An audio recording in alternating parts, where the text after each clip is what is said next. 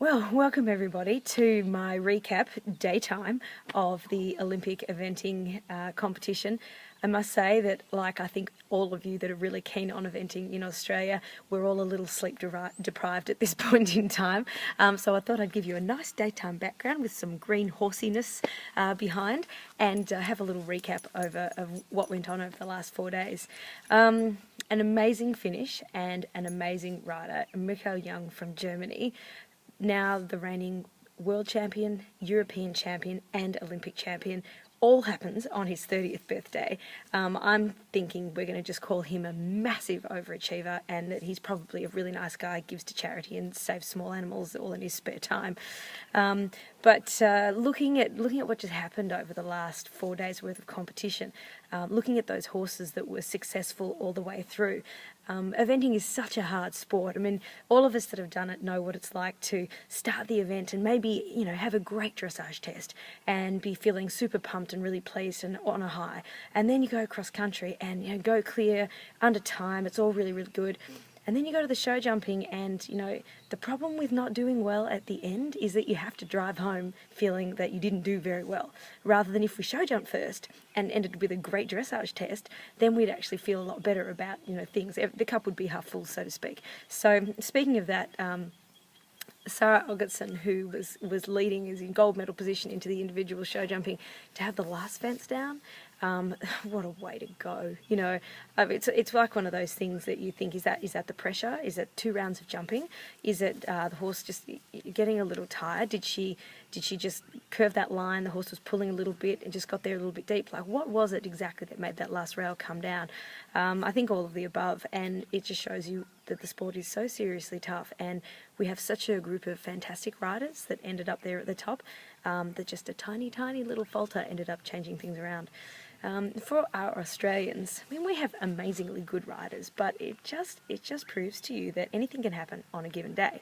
Our dressage was sensational, and again, it's just disappointing when you don't end up as you started. Our dressage really was sensational, and to be second, and with such consistent performances across the board, we really do have an awesome benchmark, an awesome starting point, and very talented riders. Cross-country day yesterday was just unbelievable, and it just produced these results that I suppose when you put hills and a little bit of slippery ground, suddenly it doesn't really matter if the fences aren't massive. They become a lot more technical and a lot more difficult. So today's show jumping, there were a few withdrawals as well. 2 rounds, how much the horses are going to be suffering from the day before. So this is where you've got to choose for an Olympic Games, as opposed to any other 3-day event. What sort of horse do you need to still be kicking along and trying his heart out for that second round of show jumping? Chris Burton had 1 down in the first round and then 3 in the second, and it is a real pity because Chris is just the most fantastic rider. Technically, he's absolutely brilliant. The horses are schooled beautifully, and Lani is a great mare, and he's done a super job along with her owner Jade Finley. But if she's not going to really want to keep the rails up, then Chris can't actually get off and lift her legs, even though I'm sure he would like to sometimes. So that's just sort of the name of the game. But he did super well, and hopefully that's really put him right up there as far as being a worldwide name for eventing. Andrew Hoy, wow. I mean, this guy just keeps producing the goods, and I thought I noticed a difference between the horse jumping in the first round and the second round.